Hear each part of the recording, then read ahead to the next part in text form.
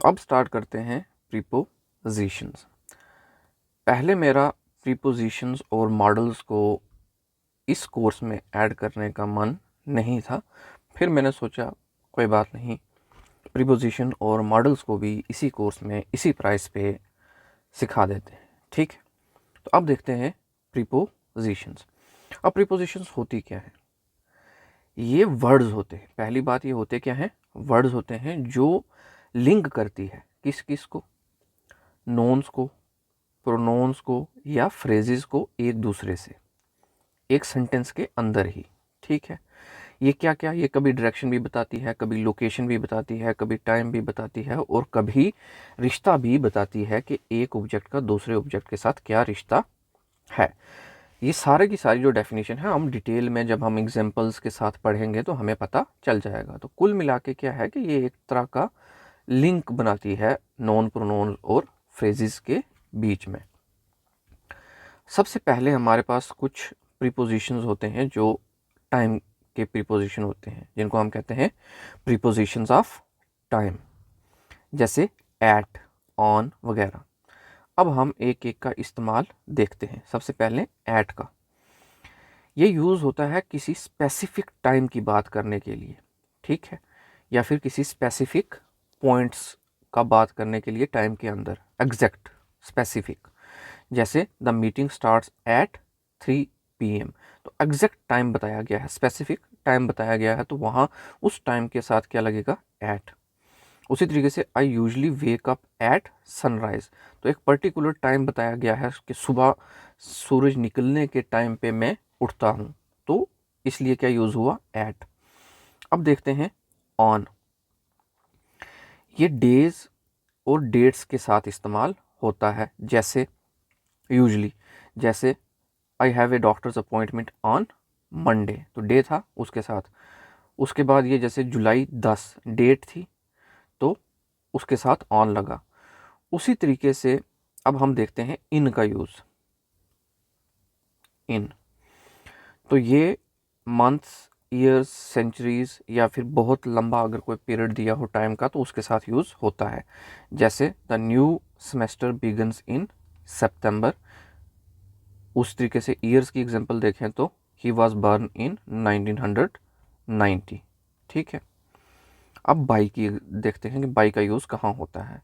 ये होता है कोई लेटेस्ट टाइम अगर बताना पड़ता है कि जहाँ पे कोई चीज़ होगी, कोई चीज़ हैपन करेगी, तो लेटेस्ट टाइम जिस पर कोई चीज़ होगी। जैसे please submit the report by Friday, तो हमें फ्राइडे से पहले ही ये रिपोर्ट सबमिट करनी है, तो मतलब इसको फ्राइडे को होना है, तो इसलिए उसको फ्राइडे से पहले ही सबमिट करना है। ठीक है, तो रिपोर्ट अभी तो सबमिट नहीं की, ये फ्राइडे तक करनी है, मतलब आगे फ्यूचर में करनी है। ये रिपोर्ट सबमिट करने का काम फ्यूचर में होगा, मगर कब होगा? बाई फ्राइडे से पहले ही करनी है। ठीक है, उसके बाद सिंस। ये क्या बताता है कि स्टार्टिंग पॉइंट बताता है किसी एक्शन का, और जो इवेंट अभी तक भी चल रहा है, मतलब इवेंट का स्टार्टिंग पॉइंट भी बताएगा और साथ में वो इवेंट अभी तक भी चल रहा होगा। जैसे हमने इसको टेंसेस में भी देखा था। क्या? जैसे she has been working here since 2015, तो ये 2015 क्या है? स्टार्टिंग पॉइंट है। क्या है? Starting point. तो अगर हमें स्टार्टिंग पॉइंट बताना होता है तो हम उसको बताने के लिए क्या यूज़ करते हैं? सिंस, मगर वो काम अभी भी चलता रहना चाहिए, तो she has been working here since 2015, तो 2015 से वो काम तो कर रही है, मगर अभी तक भी वो काम यहीं कर रही है। तो स्टार्टिंग पॉइंट से लेके अब तक काम अगर कोई चल रहा है तो हम किसका इस्तेमाल करते हैं? सिंस का। ठीक है, 2015 में ये काम स्टार्ट हुआ और अभी भी ये काम कर रही है, इसलिए हमने इसका इस्तेमाल किसका किया? सिंस का। अब देखते हैं फार। फार जो है ये ड्यूरेशन किसी एक्शन के बारे में बताती है। जैसे ही lived in France for 5 years, कोई कितने टाइम के लिए रहा, तो उसको कहते हैं ड्यूरेशन। तो ड्यूरेशन के लिए हम क्या यूज़ करते हैं? फार। और स्पेसिफिक टाइम अगर बताना है तो उसके लिए सिंस। तो यहाँ पे ये स्पेसिफिक टाइम था इसलिए सिंस, तो यहाँ पे ड्यूरेशन है। For 5 years, for 2 months, for 2 days, for इसी तरीके से हम यहाँ पे 5 ईयर्स की जगह क्या लिख सकते हैं, for 2 hours, for 2 days, for 2 years. ठीक है, तो ये सब ड्यूरेशन बता रहे हैं कि कितना टाइम लगा, तो उसके लिए हम क्या यूज़ करते हैं, फॉर। फिर उसके बाद ड्यूरेशन, फिर उसके बाद क्या है, ड्यूरिंग। अब ड्यूरिंग क्या है कि ड्यूरिंग एक एंटायर ड्यूरेशन किसी इवेंट के बारे में बताती है। जैसे know talking during the movie, तो मतलब पूरी की पूरी मूवी के दौरान कोई बात नहीं की गई, तो एंटायर ड्यूरेशन की बात हुई, किसी पूरी की पूरी ड्यूरेशन की गई। जब आप मूवी देख रहे थे, पूरी मूवी के दौरान शुरू से लेके आखिर तक कोई भी जो है बातें नहीं हुई। अब आ गया प्रीपोजिशंस ऑफ प्लेस। तो प्रीपोजिशन ऑफ प्लेस में अगर हम देखें तो एक हो गया एट। ये यूज़ होता है कोई स्पेसिफिक प्लेस या पॉइंट हो, स्पेसिफिक एकदम पर्टिकुलर, तो वहाँ पे हम यूज़ करते हैं। जैसे वी मेट, बट एक स्पेसिफिक पॉइंट पे हम मिले, कहाँ मिले, पार्क पे।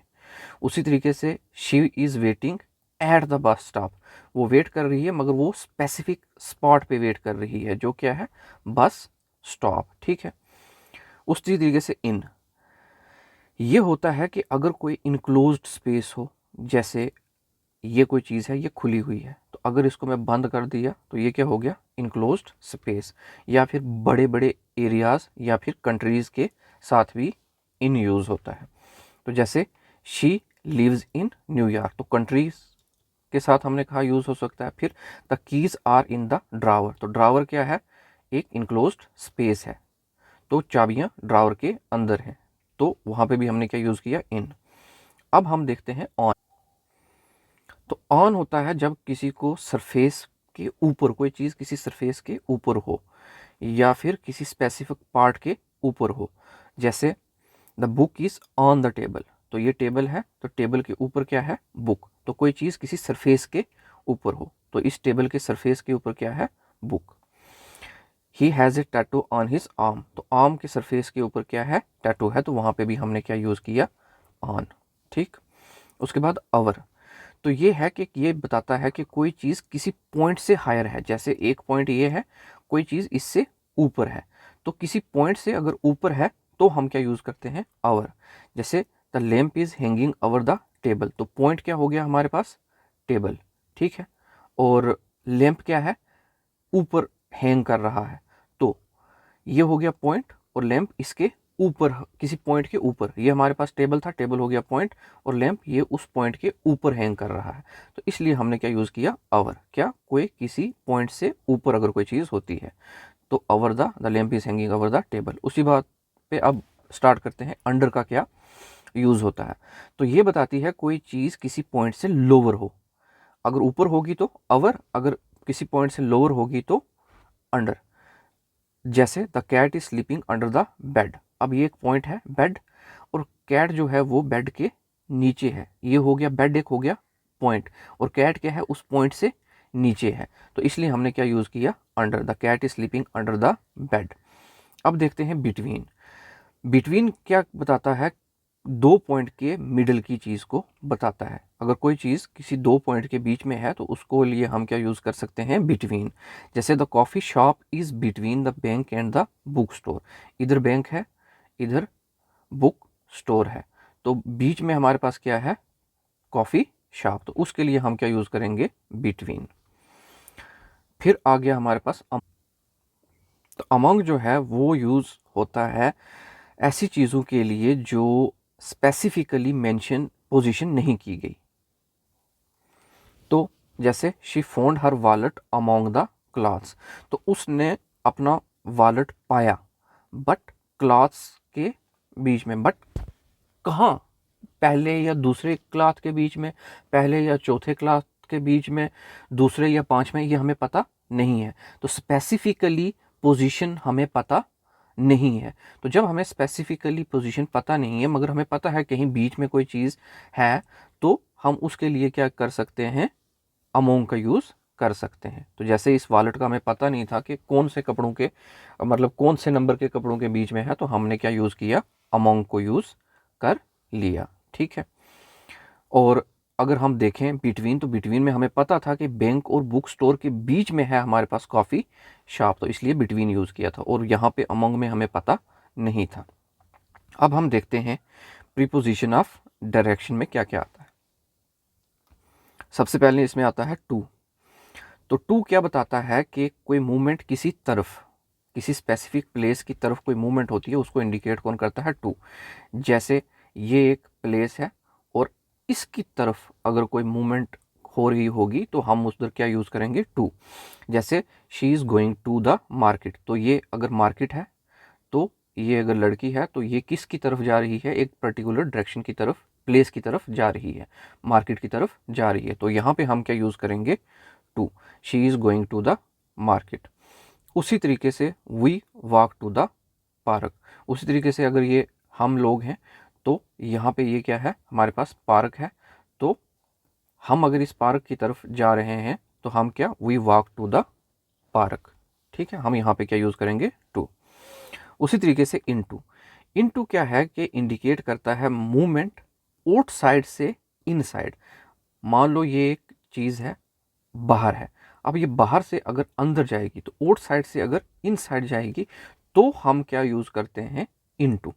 जैसे ही जंप्ड इनटू द पूल, जैसे अगर मान लो ये कोई इंसान है तो इसने जंप किया और ये क्या था? हमारे पास पानी का पूल था, तो उसने जंप किया तो बाहर था, अब पूल के अंदर है, तो बाहर से अंदर, तो बाहर से अंदर के लिए क्या हम यूज़ करते हैं?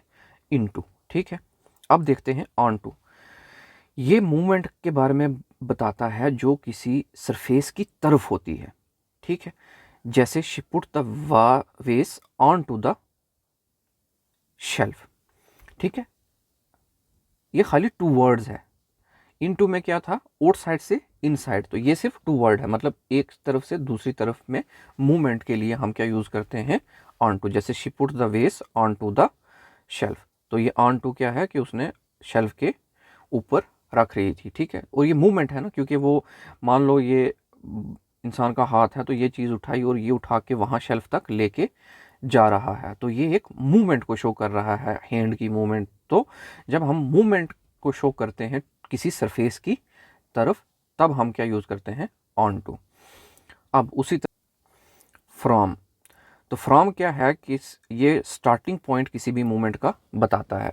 जैसे यहाँ से अगर गाड़ी चलना स्टार्ट हुई, यहाँ तक गई या जहाँ तक भी गई, तो स्टार्टिंग पॉइंट इसका ये था। तो स्टार्टिंग पॉइंट की अगर हम बात करते हैं तो उसके लिए हम क्या यूज़ करते हैं? फ्रॉम। जैसे he travelled from Delhi to Mumbai, तो दिल्ली से उसने स्टार्ट किया, मुंबई तक वो गया, तो दिल्ली क्या था? Starting point. तो स्टार्टिंग पॉइंट दिल्ली था, तो हमने क्या बताया? स्टार्टिंग पॉइंट के लिए अगर हम कुछ इस्तेमाल करते हैं तो उसके लिए क्या यूज़ करते हैं? फ्रॉम। तो स्टार्टिंग पॉइंट के लिए हमने क्या यूज़ कर दिया? फ्रॉम। अब आउट ऑफ। आउट ऑफ जो होता है ये इंडिकेट करता है मूवमेंट इनसाइड से आउटसाइड, मतलब कोई चीज़ अंदर थी, अंदर से कहाँ चली गई? बाहर, तो उसके लिए हम क्या यूज़ करते हैं? Out of. जैसे she walked out of the room, तो अगर ये हमारे पास रूम था तो वो अंदर से कहाँ चली गई? बाहर। ठीक है, तो उसके लिए हमने क्या यूज़ किया? Out of. अब टूवर्ड। तो टूवर्ड कहाँ इंडिकेट करते हैं? ये किसी डायरेक्शन को ही हम इसमें टूवर्ड से, तो ये भी मूवमेंट बताता है किसी पर्टिकुलर डायरेक्शन की तरफ। मान लो ये कोई पर्टिकुलर डायरेक्शन है, तो इस डायरेक्शन में अगर हम मूवमेंट करेंगे तो उसको इंडिकेट करने के लिए हम क्या करेंगे? टूवर्ड। जैसे they are walking toward the station, तो स्टेशन एक डायरेक्शन है, एक पॉइंट है, डायरेक्शन है या एक पॉइंट है, और इस पॉइंट की तरफ वो जा रहे हैं, टूवर्ड्स दैट पॉइंट, तो इसलिए हमने क्या यूज़ किया? टूवर्ड। अब प्रीपोजिशन ऑफ एजेंसी। एजेंसी होता है कि माध्यम, कोई चीज़ किस के माध्यम से की जा रही है, किसकी हेल्प से की जा रही है। ठीक है, तो सबसे पहले हम बात करते हैं बाई। प्रीपोजिशन ऑफ एजेंसी में सबसे पहले क्या आता है? बाई। तो use to indicate the agent performing the action. अब ये बाई बताता क्या है? ये बताता है एजेंट को। एजेंट क्या हो गया? काम करने वाला, कोई एक्शन करने वाला एजेंट। एजेंट मीन्स माध्यम, मीडियम, किस चीज़ की मदद से उसने वो काम किया है, तो वही जो चीज़ होती है जिसकी हेल्प से कोई काम किया वही हम एजेंट कहते हैं। जैसे the book was written by J K Rowling. तो बुक तो लिखी गई थी मगर इसको लिखने वाला एजेंट कौन था, तो जेके रॉलिंग। तो उस एजेंट के लिए हम क्या यूज़ करेंगे, बाई। ठीक है, तो मतलब एक्शन था बुक को लिखना, मगर लिखा किसने, उस एजेंट कौन था, तो वो थी जेके रोलिंग। तो उसके लिए हमने क्या यूज़ किया, बाई। अब हम देखते विद। विद जो है वो बताता है टूल और इंस्ट्रूमेंट जो किसी एक्शन को परफॉर्म करने के लिए यूज़ किया। टूल क्या हो गया, हथियार या फिर कोई इंस्ट्रूमेंट, जैसे कुछ भी एग्जांपल देखते हैं पता चल जाएगा। इंस्ट्रूमेंट क्या होता है, मतलब कोई भी चीज़, जैसे इंस्ट्रूमेंट क्या होता है कि अगर मैं पेन से लिख रहा हूँ तो ये भी एक मेरी तरह से क्या है, इंस्ट्रूमेंट ही है। और टूल हो गया वेपन या हथियार, कुछ भी। ठीक है, हथौड़ा, चाकू। ठीक है, तो ये सब क्या है, tool. He cut the knife, he cut the cake with the knife. तो कौन सा टूल इस्तेमाल किया, नाइफ। तो जब हमने कहा कि किसी टूल की मदद से चीज़ की जा रही है तो हम क्या यूज़ करेंगे, विद। तो he cut the cake with the knife. ठीक है, अब देखते हैं प्रीपोजिशन ऑफ काज, रीज़न और पर्पस।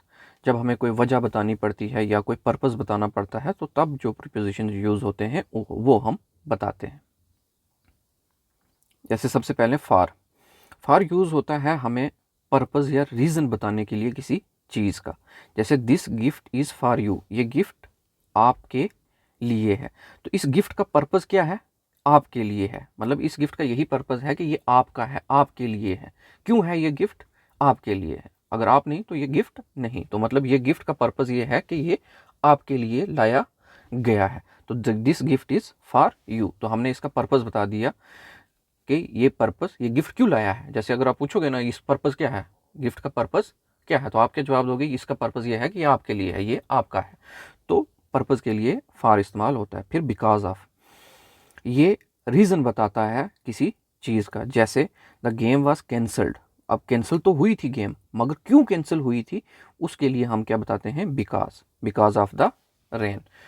ठीक है, तो जब आपसे कोई सवाल पूछेगा कि कोई चीज़ क्यों कैंसिल हुई थी तो आप अब जवाब दोगे तो आप क्या कहोगे कि ये चीज़ इसलिए कैंसिल हुई थी, तो वहाँ पे आप क्या करोगे, बिकॉज का यूज़ करोगे। अब आ गया हमारे पास प्रीपोजिशन इन फ्रेजेस। ठीक है, तो फ्रेजेस क्या होते हैं, ग्रुप ऑफ वर्ड्स जो एक स्पेसिफिक मीनिंग देने के लिए इस्तेमाल होते हैं। जैसे under the table, after the rain. तो ये जो चीज़ें होती हैं ये क्या होते हैं, हमारे पास फ्रेजेस होते हैं, ग्रुप ऑफ वर्ड्स। तो ये क्या है हमारे पास, ये है ग्रुप ऑफ वर्ड्स। और क्या कर रहे हैं, एक स्पेसिफिक मीनिंग दे रहे हैं। और कर क्या रहे हैं, एक स्पेसिफिक मीनिंग दे रहे हैं। तो ऐसी ग्रुप ऑफ वर्ड जो एक स्पेसिफिक मीनिंग देते हैं तो उसको हम क्या कहते हैं, फ्रेजेस। तो अब हम देखते हैं कि फ्रेजेस में क्या क्या यूज़ होता है। तो सबसे पहले यूज़ होता है अकॉर्डिंग टू। तो अकॉर्डिंग टू जो है ये कहाँ यूज़ होता है, अकॉर्डिंग टू यूज़ होता है ये बताने के लिए कि कोई चीज़ किसी के द्वारा कही गई है। ठीक है, जैसे according to the weather forecast, किसके द्वारा ये कहा गया है, ये जो मैं बात कर रहा हूँ ये वेदर फॉरकास्ट के द्वारा कही गई चीज़ है। तो इट विल रेन टुमारो, मतलब कल बारिश होगी, मगर ये किसके द्वारा कही गई है, ये वेदर फॉरकास्ट के द्वारा कही गई है। तो चाहे कोई इंसान कहे या कोई मीडियम किसी से कहा जाए, तो जिसके द्वारा कही जा रही है उसके लिए हम क्या यूज़ करते हैं, अकॉर्डिंग टू। तो यहाँ पे क्या यूज़ किया हमने, अकॉर्डिंग टू। फिर in addition to, in addition to हम यूज़ करते हैं बिसाइड्स के लिए, आल्सो बिसाइड्स के लिए, मतलब इसके साथ साथ। इन एडिशन टू क्या हो गया, इसके साथ साथ। जैसे in addition to his salary he receives a bonus, इसको बोनस तो मिलता है मगर बोनस क्या मिलता है, इन एडिशन टू, मतलब सैलरी मिलती है, सैलरी के एडिशन में उसको क्या मिलता है, बोनस भी मिलता है। तो हमने क्या कहा कि बिसाइड्स, मतलब एक चीज़ के मिलने के साथ अगर दूसरी भी मिलती है। जैसे सैलरी मिल रही थी, सैलरी के बिसाइड उसको और क्या मिल रहा था, या सैलरी से इन एडिशन टू और क्या मिल रहा था, बोनस भी मिल रहा था। तो जब हमें एक चीज़ के साथ कुछ दूसरी मिल रही है तो उसको हम क्या कह सकते हैं, इन एडिशन टू। ठीक है, तो in addition to his salary he receives a bonus. अब हम देखते हैं इन स्पाइट ऑफ या फिर डिस्पाइट का यूज़ कहाँ करते हैं। जब हमें कंट्रास्ट शो करना पड़ता है, तब हम क्या यूज़ करते हैं, इन स्पाइट ऑफ या फिर डिस्पाइट। मतलब दो चीज़ों को अलग अलग बताना पड़ता है एकदम डिफरेंस की तरह। जैसे in spite of the rain, इसके बावजूद कि रेन हो रही थी, ठीक है, we went for a walk. तो यहाँ पे हमने क्या बताया, कंट्रास्ट। हालांकि रेन हो रही थी, हमें बाहर जाना नहीं चाहिए था, मगर जो हमसे एक्सपेक्टेड था हमने उसके अगेंस्ट किया। तो बारिश हो रही थी फिर भी हम वॉक के लिए गए। तो ये हम क्या बता रहे हैं, कंट्रास्टिंग फीचर के उसके बावजूद ये हो रहा था फिर भी हम बाहर गए, हमने जो कंट्रास्ट का यहाँ पे शो किया। ठीक है, अब तो हिंदी में जैसे हम इसके बावजूद कि बारिश हो रही थी हम फिर भी वॉक के लिए गए। अब हम देखते हैं ड्यू टू। तो ड्यू टू बिकॉज ऑफ, जब हमें कहना हो इसकी वजह से, जैसे the match was postponed due to bad weather. तो मैच पोस्टपोन हुआ, मगर क्यों हुआ, बैड वेदर की वजह से हुआ। तो इसलिए हमने क्या यूज़ कर दिया, ड्यू टू, कि इस वजह से